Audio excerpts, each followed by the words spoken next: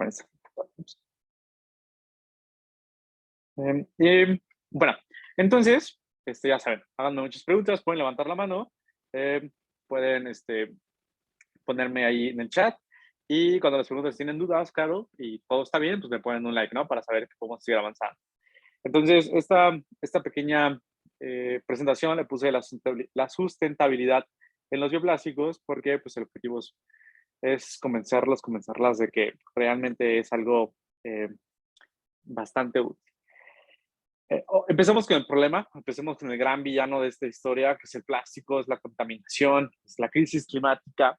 Y para tratar de hacer datos más tangibles, datos tangibles a nuestra situación, podemos ver que en México se producen más de 7 millones de toneladas de plástico, ¿no? Son 7.000 millones de kilos de plástico, que es algo realmente difícil de dimensionar. O sea, cuando yo les digo, imagínense una tonelada de algo, pues está difícil. Y luego imagínense 1.000, 1.000 toneladas, pues todavía está más complejo. Ahora imagínense 7 millones de toneladas de plástico. Lo importante es saber que el 48% de este material se destina a embalajes y envases, ¿no? Una de las razones por las cuales nuestros desarrollos están tratando de sustituir los envases.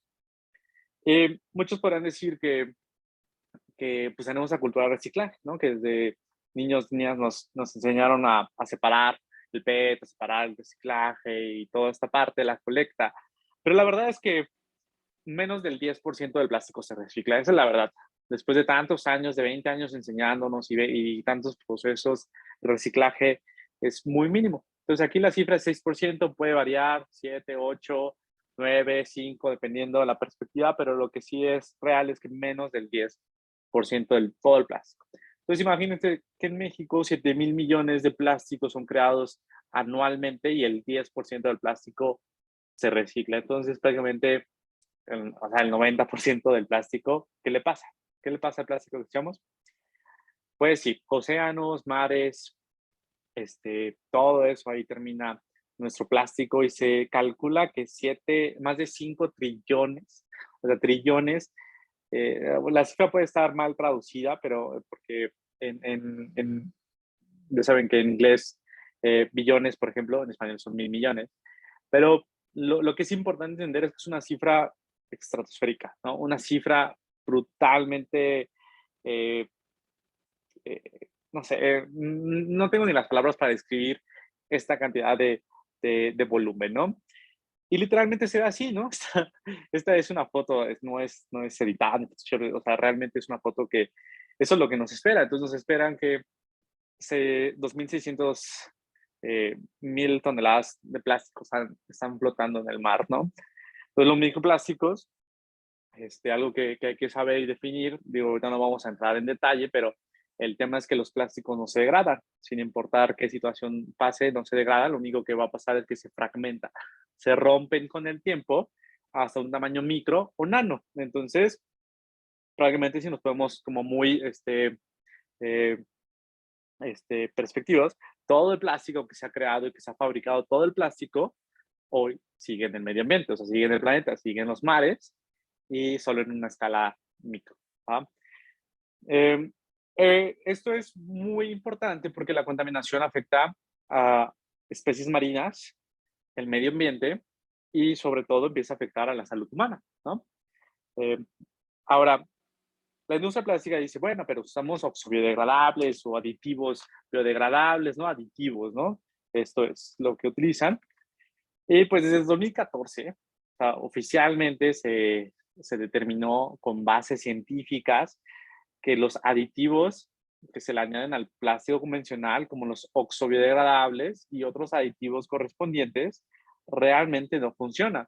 Esto solo ha traído una aceleración en la creación de microplásticos, una aceleración en la huella de carbono y sobre todo estos aditivos los vuelven inútiles a una cadena de reciclaje. Es decir, yo quiero reciclar mi botella en mi proceso, pero, oh, sorpresa, tiene un aditivo oxodegradable, tiene un aditivo degradable con UV, un aditivo por el estilo, y entonces ya no lo puedes reciclar. No te queda otra más que tirarlo, ¿vale? Y evidentemente esto no vuelve un plástico que se pueda compostar, que es nuestra meta, ¿no? La meta es que todo sea compostable. Em, bueno, esto ya pues, dije lo de los microplásticos. Ahora, ¿qué podemos hacer? ¿No? ¿Qué podemos hacer? La alternativa más sustentable ante el cambio climático con respecto al impacto del plástico, pues son los bioplásticos, ¿no? Y hoy en día solo se representa entre el 1 y el 3%, igual puede variar la cifra, el año, eh, sobre todo el mercado global de plástico. Así que tenemos una gran oportunidad de reemplazar el 99%, el 95% de todo el plástico existente, ¿no? Entonces, esta estimación se triplicó. Al inicio de este año se dijo que la estimación se triplicaría, pero lo que sí podemos ver es que el crecimiento de los bioplásticos se están uniendo cada vez más. Y ahora, evidentemente, tenemos otras propuestas muy interesantes, como el ONU, el medio ambiente de la ONU, perdón, el programa Greenpeace, la Alianza Plástico, Ocean Cleanup y otras iniciativas que lo que buscan sin duda es eh, reducir la cantidad de plástico, ¿no? Reducir la cantidad de plástico y limpiar el plástico existente. Pero aún así tenemos mucho que cambiar, ¿no? Ahora, ahora sí, entrando de lleno a los bioplásticos, y por ahí pudieron leer el contenido el documento que les mandé, pudieron ojear, se han dado cuenta que hay muchos tipos, demasiados, demasiados. Y es que una de las cosas de los mitos como que se vuelven más frecuentes es que se piensa que los bioplásticos son como un poco parte del greenwashing, ¿no? De que las marcas dicen algo y no es cierto, pero en este caso, a veces no es culpa de las marcas, simplemente hablan de un bioplástico con unas características diferentes a las que necesitamos. Y es que los bioplásticos son muy nuevos y tenemos que acostumbrarnos y aprender a distinguirlo. Es como la industria del queso, digamos, este ejemplo tan absurdo. Pues evidentemente, si te dicen, oye, tráeme un queso, lo primero que preguntas sería como, ¿qué queso quieres? O sea, o ya sabemos perfectamente que un queso manchego, uno Oaxaca, bla, bla, bla, son muy diferentes, tienen texturas, sabores, procesos muy, muy diferentes. Pasa lo mismo con los bioplásticos. Un bioplástico no es uno solo, sino hay muchos tipos, muchos, muchos tipos y seguramente cada vez se van a crear más y están cada vez más clasificándose en más categorías.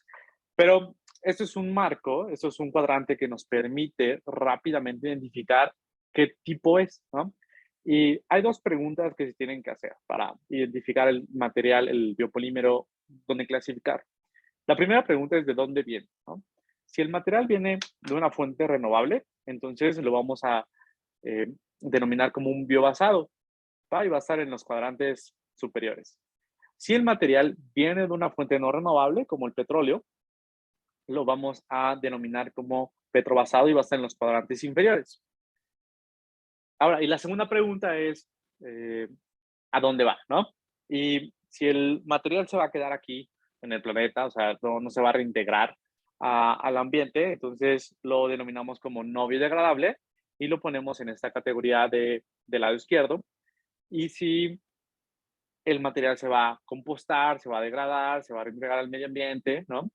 Entonces lo denominamos como biodegradable y lo mantenemos en el sector derecho. Ahora, en cada uno de los cuadrantes ven algunos ejemplos. Y lo que me quiero enfocar es lo que está en el cuadrante, en el cuadro naranja.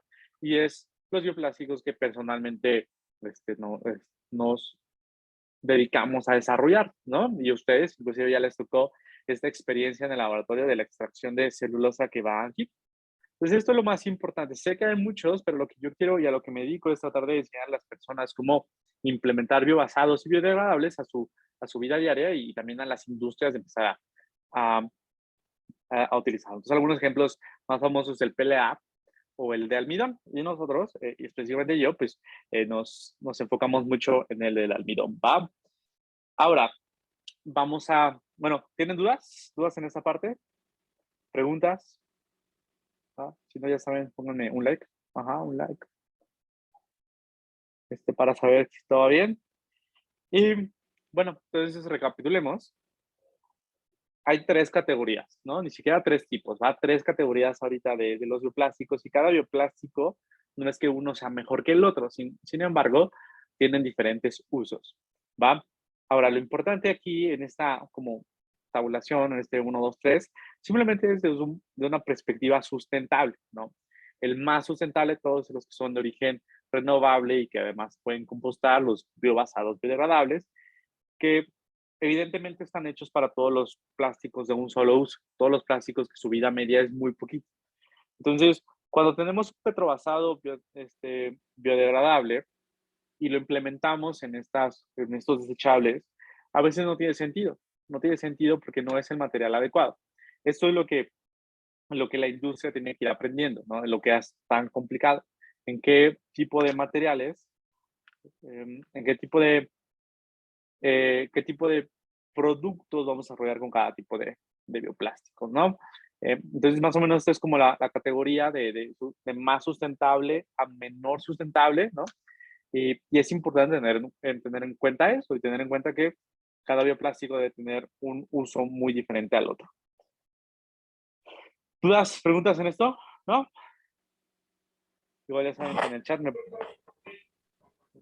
por ahí un micrófono se abrió.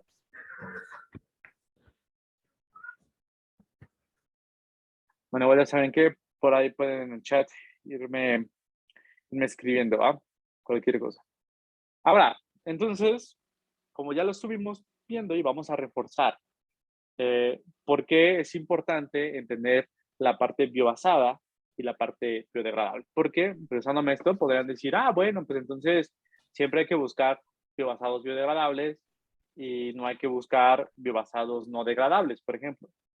Y entre comillas sí, pero hay que entender por qué también es importante o sea, por qué es importante lo que sea biobasado y por otra parte, por qué es importante que sea biodegradable. Dani, ¿quieres decir algo? Se abrió tu micrófono.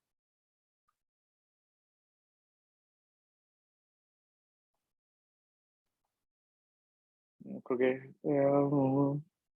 bueno, continuemos. Entonces, vamos a revisar estas dos cosas. O sea, ¿por qué biobasado es importante y por qué biodegradable es importante y cuál es la diferencia? Entonces, estas son las pequeñas definiciones. Biobasado significa que extraemos de la biomasa, ¿no? De este como residuo, esta masa que es biológica, obtenemos productos, como lo que hicimos en la sesión de experimentación la semana pasada, justo con ustedes, ¿no?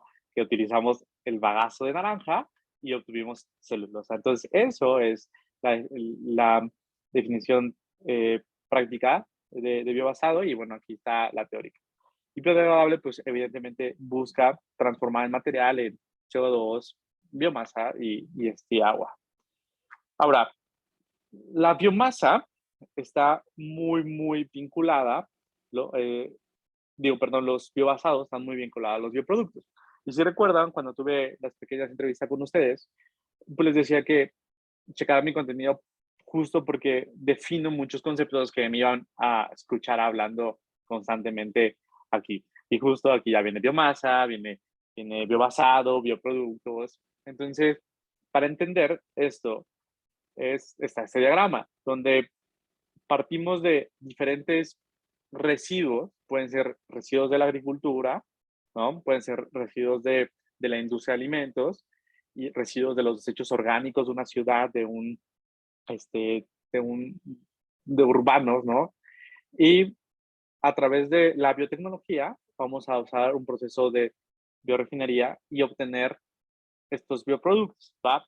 Entonces, los bioproductos pueden ser textiles, plásticos, pinturas, cosméticos, y lo que se trata es de suplir la industria química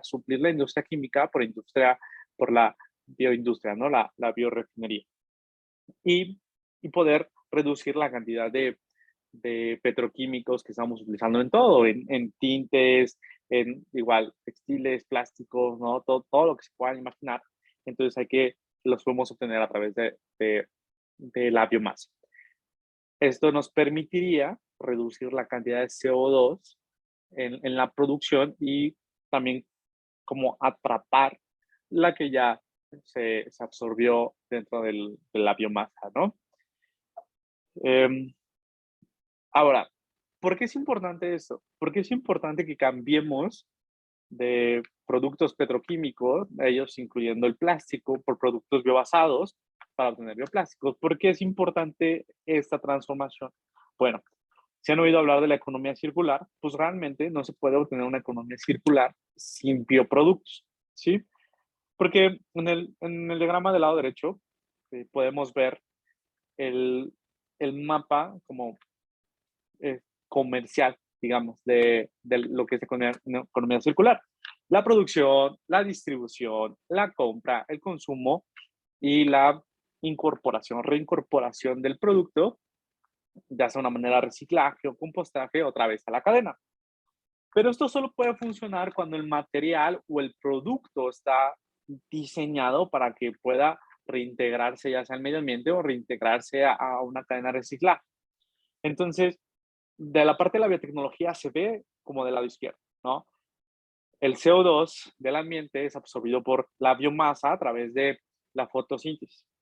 Y luego por un producto enzimático y de bioproceso, ¿no? Por la biorefinería vamos a obtener productos de alto valor como azúcares o el almidón o la celulosa. Exactamente la experimentación que ustedes tuvieron estuvo en esta parte, ¿va? ¿No? Utilizamos el bagazo de la naranja, hicimos algunos procesos y obtuvimos la celulosa. Después, ese producto que se obtiene, esa celulosa en este caso específico, se va a transformar a través de bioplásticos y es lo que hemos estado platicando de cómo incorporamos celulosa al bioplástico. Entonces, para que después puedas producir un producto, distribuirlo, comprarlo, utilizarlo y una vez que lo utilices, ¡pum!, lo avientes a la composta y se reintegra al medio ambiente, necesita el material está diseñado, ¿va? Entonces, para que nosotros podamos tener una economía circular y productos neutros en carbono, es necesario utilizar productos biobasados, ¿no? Por eso, a veces no es una decisión muy errónea utilizar plásticos biobasados no biodegradables, porque hay que entender ese concepto, ¿no? Hay una crítica, ¿no? A Coca cuando intentó hacer sus botellas a base de plantas. Y sí, es importante saber que el BioPET, en este caso se le denomina, no se degrada y nos causa este problema de microplásticos, pero la cantidad de CO2 y de contaminación que generaba sí se redujo de manera considerable, solo que no fue tan notoria. Ahora, bueno, ¿tienen alguna duda, alguna pregunta? Si no, pónganme un like con esta parte de la biomasa, de los biobasados, de los bioproductos. Va, le vi por un like, 2 likes. Muy bien. Ya vimos que mayormente les pusieron likes. Va, gracias por esto. Ahora, pasemos al lado de lo biodegradable. Cuando referimos biodegradable, a veces igual se nos ocurre solo un proceso. O sea, a veces las personas piensan que simplemente biodegradable es desaparezca. ¿No? Y igual, a veces se cree que caemos en el greenwashing cuando una marca nos pone que un producto es biodegradable y lo metemos a un proceso que nosotros consideramos biodegradable y no funciona. Entonces, igual, uno de los grandes mitos que me he topado sobre las noticias, porque ya saben que el contenido hate se viraliza y por eso se hace, es que los plásticos, los bioplásticos, pues no se biodegradan realmente y por ahí hay algunos peros. Ahora, lo importante que hay que entender sobre la biodegradación es que en cuestiones de tratamiento de la basura, ¿no? Hay 7 tipos diferentes de procesos de biodegradación, ¿no? Que están enlistados en esa tablita. El primero es que se pueda degradar en un ambiente marino. El segundo es que se pueda degradar en un vertedero, ¿no? En las condiciones todas sucias. El tercero es que se composta a nivel industrial. El cuarto es que se pueda meter un biodigestor y obtener ahí biogás y otros biocombustibles. El quinto es que se pueda degradar en agua dulce. El sexto es que se pueda degradar en el suelo al enterrarse. Y, y, el, y el último, el séptimo, es que se pueda compostar de manera casera. Aquí es importante eh, reafirmar que no es que estén clasificados y que existan estos 7 procesos de biodegradación, no significa que debamos seguir cada uno de ellos, ¿no? Por ejemplo, el del suelo no, se supone que nunca debes hacer eso, nunca debes enterrar, o sea, cavar un hoyo y enterrar tu basura, no se debería hacer porque podrías causar afecciones al medio ambiente. Sin embargo, hay materiales que a pesar de que lo hagas, se va a degradar. Ahora, también es importante entender que cada uno de esos procesos, inclusive normativa, o sea, normativa me refiero a que asegures que cumple ese tiempo, son tiempos muy diferentes, ¿no? En el tiempo de ambiente marino son 6 meses, para denominar que un producto es biodegradable en ambiente marino, ¿va? Igual, todos los demás en vertederos, pues no es tan tangible especificar, es difícil estandarizar. En composta industrial 6 meses, en el biodigestor igual depende del material, en agua dulce 56 días, ¿no? La lluvia, el río, las alcantarillas, se refiere a eso. En suelo 2 años y en composta casera 1 año, ¿no? Entonces, por ejemplo, aquí yo puedo tener un bioplástico que sea compostable en composta casera y las personas lo ponen ahí 2, 3 meses y dicen como, no, esto no funciona, dice que 156 días, ¿vale? Entonces, primero hay que entender esos procesos, esos diferentes metodologías. Cuando alguien habla de biodegradable, hay que entender a qué se refiere. Ahora, en el lado izquierdo de los circulitos pueden ver los bioplásticos como más comercializados, ¿no? Los más famosos, ¿no? Los que se utilizan más. Y eso también es importante, hay que entender qué tipo de bioplástico realmente se biodegrada en qué tipo de proceso. Pues como ven, la celulosa y el almidón que están hasta abajo son los que tienen una degradación comprobada en cada uno de esos ámbitos. Es por eso que en Biointelectos nos enfocamos a desarrollar estos bioplásticos para tratar de asegurar que no importa la condición final del material, se va a degradar. Pero eso no quiere decir que pues, lo puedas enterrar, ¿no? O sea, los bioplásticos que estamos haciendo, los puedes enterrar y ya, a la semana ya no va a haber nada, ¿no? Puede tardar 2 años. Y algo aquí importante es entender que el PLA es el material más conocido, el más comercializado, hay mucha cantidad de PLA. Y las personas suelen criticarlo mucho porque solo se composta a nivel industrial, ¿va? Y no se composta a nivel casero. Entonces, aquí es importante que yo les comunique dos cosas, ¿no? La primera es que las personas imaginan que una composta industrial es algo así enorme, con unas calderas hirviendo y que está pulverizando todo, así como con plasma, algo así. Yo me imagino que cuando alguien dice que la composta industrial son instalaciones que no existen en México o en Latinoamérica o bla, bla, bla, y en las cuales se necesitan altas temperaturas, altas presión, yo imagino que creen que es como un poquito de como la de Toy Story 4, ¿no? De que está el basurero y está derritiendo toda la basura y la está incinerando. Y la verdad es que no, o sea, esto hay que entenderlo. Una composta industrial normalmente es como un domo que causa un efecto invernadero y le echan pues unas bacterias que son realmente fáciles de estar cultivando y, y en ellas, y solo la están revolviendo la tierra y listo, vámonos, ¿no? Em, y entonces, eso es lo primero, ¿no? O sea, las compostas industriales no son la gran cosa, realmente es algo, pues de estar ahí al pendiente, nada más. La, y la segunda es que todos los productos que son compostables a nivel industrial también son compostables a nivel casero. Sin embargo, no significa que cumplan como la normativa. Por ejemplo, aquí dice que 1 año en la composta casera. Y tú puedes tener un material PLA y 2, 3 años se va a descomponer, se va a compostar, eh, pero lo va a hacer, ¿no? Depende mucho de la calidad de la composta casera. Es algo que tampoco puedes estandarizar. Se ha vuelto muy de moda tener compostas en casa, pero no ha sido algo bastante este, regulado. ¿Vale? Entonces, tratando de resumir, existen diferentes procesos de biodegradación. Entonces, un bioplástico puede ser biodegradable y se refiere a uno o a todos estos procesos. Y es importante entender que cada bioplástico debe ser tratado de manera diferente. ¿Va? ¿Dudas? ¿Preguntas? Si no, ya saben, pueden ponerme ahí su like, así como Antonio. Gracias, Sofía. Ok, ok, muy bien, excelente. Entonces, ya casi terminando. Am, ahora, pues ya revisamos un poco la problemática, revisamos un poco eh, las clasificaciones, ¿no? Y los pilares de qué significa ser biobasado, por qué es importante ser biobasado y también lo de qué es biodegradable y cómo impacta lo biodegradable un bioplástico. Ahora, los bioplásticos, los biopolímeros han estado con nosotros durante ya muchas décadas. Y otro de los grandes mitos que todavía me toca a este año es que las personas creen que los bioplásticos compiten con el alimento. ¿Qué se refiere con eso?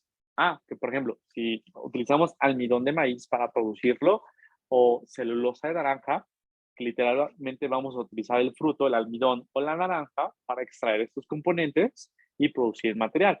Entonces, vamos a tener sembradíos enteros de, y en lugar de alimentar a las personas, se van a transformar en material. Esto es como uno de los grandes argumentos en contra de los bioplásticos o de los posts que más van a encontrar. Por eso les menciono mucho que los eco-influencers no me caen muy bien porque suelen dar contenido muy falso simplemente por dar contenido y esto es algo que suelen hacer. Y, y para explicar el por qué esto es un mito, es importante entender que existen varias generaciones de biopolímeros. Inclusive hoy me atrevería a decir que ya hay una cuarta, pero entonces les explico. Pues evidentemente la primera, pues sí fue la que competía con el alimento, ¿no? Donde encontraron el proceso a través del cual el almidón se iba a transformar en, en un bioplástico, las células en un bioplástico, entonces utilizaban la papa entera, utilizaban el maíz y otro tipo de productos, ¿va? Entonces, cuando esta fue la primera generación y el objetivo era descubrirlo. Después, la segunda generación es utilizar la parte que no es alimenticia en los desechos de cultivo. Es decir, por ejemplo, el almidón que nosotros utilizamos, y de hecho, más del 60% del almidón que se utiliza en todas las industrias, que es muchísimo, es un almidón industrial, no alimenticio. Es decir, que pues, se ubican como es una cosecha de maíz, un cultivo de maíz, pues el fruto lo extraen y toda la biomasa que se crea, pues es mucho volumen, ¿no? Es mucha cantidad de masa.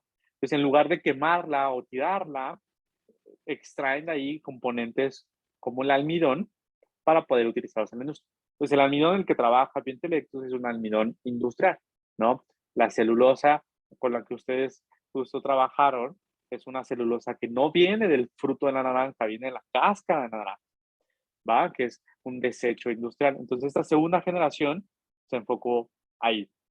La tercera generación es que se dieron cuenta que el bioplástico, el biopolímero ya no solo tenía deficiencias, sino que haciendo copolimerizaciones y juntando con algunos aditivos, agregándole este, algunas moléculas, tenían propiedades que podían competir uno con las propiedades mecánicas de los plásticos, ¿no? Entonces empezaron a implementarlos, ¿no? Empezaron a implementarlo como rellenos en algunos carros y, bueno, en algunas cosas, empaques, ¿no? Que tuvieran esa transferencia de oxígeno que se necesita, etcétera, etcétera.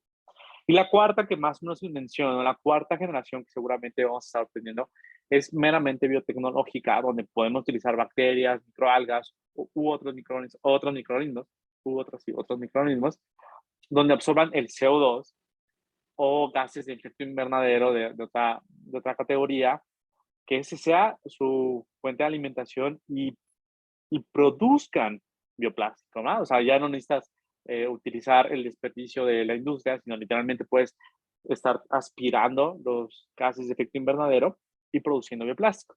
O inclusive con todas estas enzimas que ya empiezan a romper el plástico, hay algunos proyectos muy,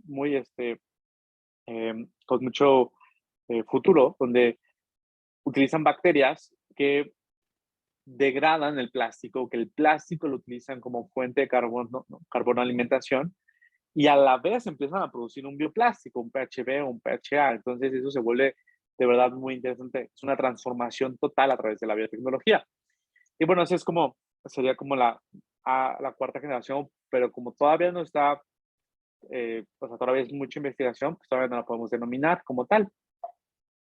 Pero eso es como ha sido como la historia. Ahora vamos a empezar a concluir y podemos ver que existen ventajas notorios y retos notorios, ¿no? La ventaja número uno es que son menos longevos. Inclusive si tu composta industrial va a tardar 2, 3 años, eso, eso es un gran avance a que nunca desaparezca, o sea, que nunca desaparezca en este mundo, ¿no?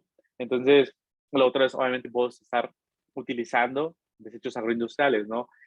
Si recuerdan las 3 R's que luego hicieron 5, 7, y bueno, ahí tienen sus variantes, estamos hablando de reusar, ¿no? Entonces las personas sienten que reusar es como, ¿sabes qué? Te acabas el frasco de la mayonesa, lo lavas y entonces ya es un lapicero, ¿no? O las latas, algo así. Pero realmente eso no, eso es reusar de un modo muy absurdo y un modo muy, muy burdo. Aquí realmente estamos reusando, estamos utilizando el desperdicio de los desechos agrícolas y lo estamos reusando, ¿no? Ese material, esa biomasa la reusamos para obtener bioplásticos, biocombustibles, etcétera. Va, son neutros en carbono, que justo eso nos permite, y, y bueno, tienen algunas propiedades, fácil de identificar, fácil de compostar. Los retos también son bastante notorios, tenemos retos muy, muy notorios, que una es la comunicación. Y es la razón por la que estoy aquí, estoy dándole esta presentación, por la cual está grabando, porque hay que concientizar y hay que comunicar, ¿va? El segundo es, hay que implementar. Y ha sido algo muy, muy difícil porque eso es complejo, no estamos hablando de crear materiales totalmente nuevos que no existían, o sea, como de hackear a la biología y de los procesos naturales que existen, crear, crear materiales, ¿no? Una vez me preguntaron si la gente ya estaba consciente de la contaminación del plástico y las marcas ya querían este, utilizar bioplásticos, me decían, ¿qué falta? Y siendo muy sincero, le dije, o sea, quienes faltan somos nosotros, o sea, porque vamos muy lentos, ¿no? El desarrollo de los bioplásticos es muy difícil y no es tan sencillo como implementarlo. Entonces, el otro gran reto, implementarlos, ¿va? Y bueno, también hay que crear mejores sistemas de logística para que haya una industria del compostaje, ¿no? Y bueno, hay un poco más de, de propuestas al respecto, ¿vale? Um, denme dos, quiero